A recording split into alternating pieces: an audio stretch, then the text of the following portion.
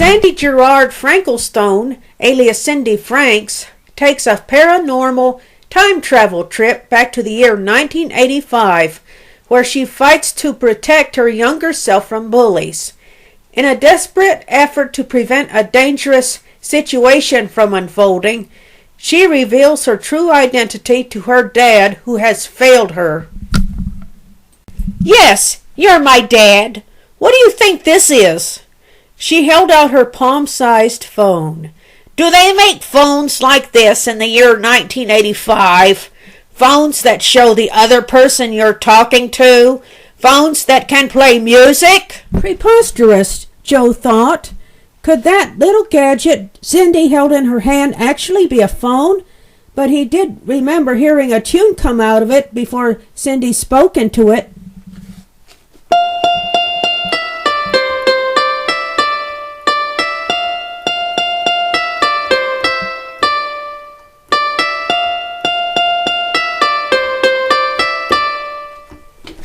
Cindy scrolled through her music files till she found Burning Heart by Survivor. She played this song all the time in her gym classes.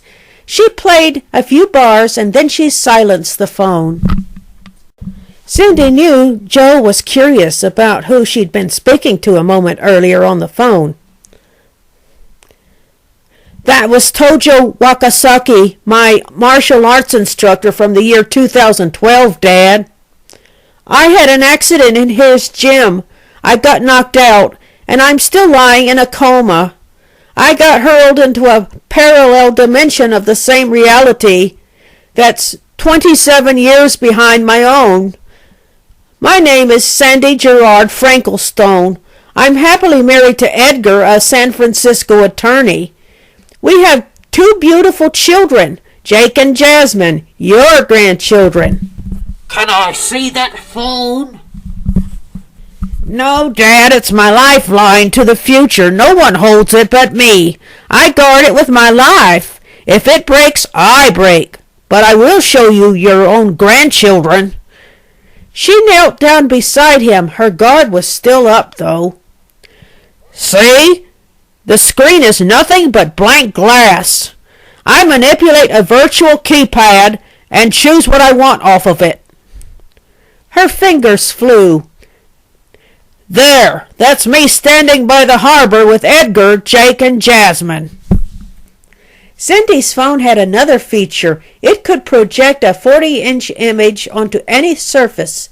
She aimed it at a bare white wall. Open-mouthed, Joe watches the family touring Yosemite National Park. He hears and sees all their fun. "Can any portable brick phone of this day and age do that, Dad?" "I guess not, but you can't be Sandy. Your hair's darker, and your freckles are gone." "Professionally styled and colored, Dad. My makeup conceals uneven skin tones. I changed my name to Cindy to hide my identity." Cindy pulled another item from her bag. "This is the Jumpin' Jock Nutrition Manual I wrote in the future. See the publishing date, April 2010. "That could have been forged at some print shop. What other proof do you have?"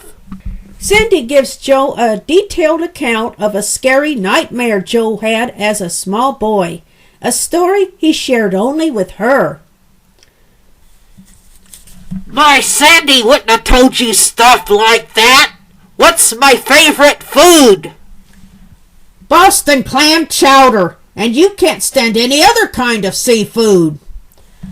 "Wow! Everybody knows you got the same kind of scars as Sandy. Being a PE teacher, you couldn't hide your arms."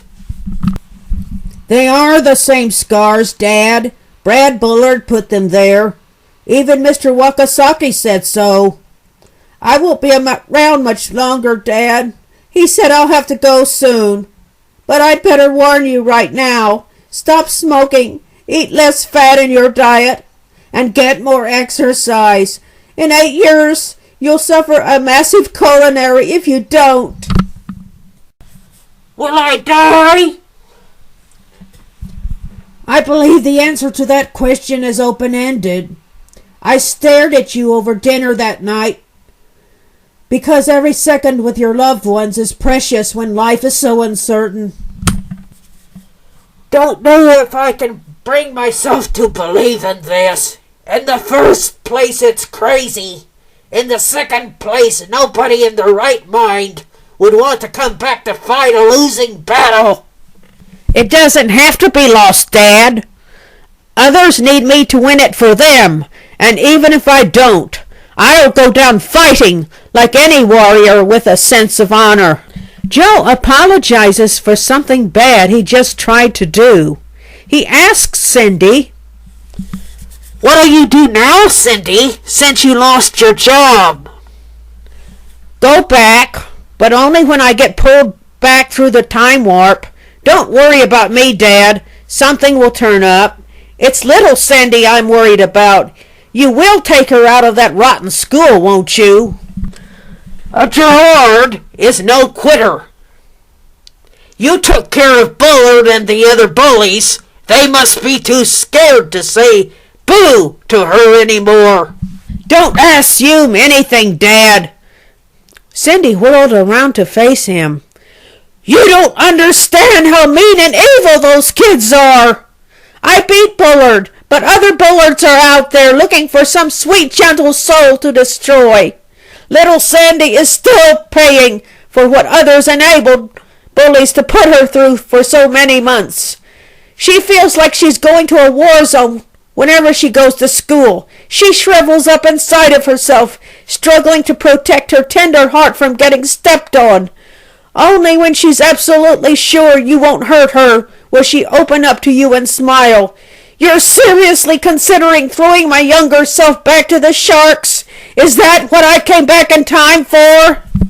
Why do you think I'm here? My subconscious sent me here. All my life I've struggled to forget the crappy way I got treated at Hogpen High. Years passed, but I couldn't go on with my life because my war never got won. For 27 years I lived with that feeling, in my dreams and in my waking hours, always feeling cheated because I ran away from Hogpen High like a scared rat, with the bad guy patting himself on the back for being the one to decide I'd never get my diploma there. I got a better one from Mr. Wakasaki's academy, one I can hang on my wall with pride. But still, I never overcame the dishonor of an unwon war. I was so obsessed with taking the victor's crown from the bully that time refused to go forward anymore and turned in on itself. I came back to save myself, Sandy, the scared little teenager I used to be. Yeah, to save myself not just from Bullard, but from grown-up enablers who let him get away with murder." Joe was stung. He went absolutely ballistic. "This is insane! Go back where you came from! You're a psychic who tricked that information out of Sandy, and all your futuristic phone proves is you must be a Russian agent who came to spy on Modesto. People don't time travel. That's a lot of crap out of cheap comic books." Cindy wagged her finger at him. "Now you see here, Dad, you're in denial. You're not mad at me, you're mad at yourself. You tried to cheat on Mom, and you feel guilty as hell. You just hurt me a hell of a lot worse than Bullard ever did. And as for the reason I came back here, you want to get along with everybody at any cost, even if it's me, Sandy, who ends up paying the price. I had to turn on the charm to get your permission for little Sandy to feel safe coming home from school. You, her own father, should be the last one to throw her to the lions. Haven't I suffered enough, Dad? Look at my freaking arms." Cindy slides her bracelets up, exposing long stretches of scarred skin, but Joe is hardly impressed by the evidence. "You're a space alien who created somebody else's older body in a lab. And Mr. Walkman is your boss, contacting you from some flying saucer. That's Wakasaki, Dad. I've had to pull a lot of strings to get this far, but I don't commit identity theft. It's not that you can't believe, you won't believe, 'cause it takes guts to go against the flow. Pardon my French, Dad, but any dog turd can float downstream with everybody else who's too chicken to make waves. You just want to fade into the woodwork and be like everybody else. That's a cheap shot, calling a guy a dog turd.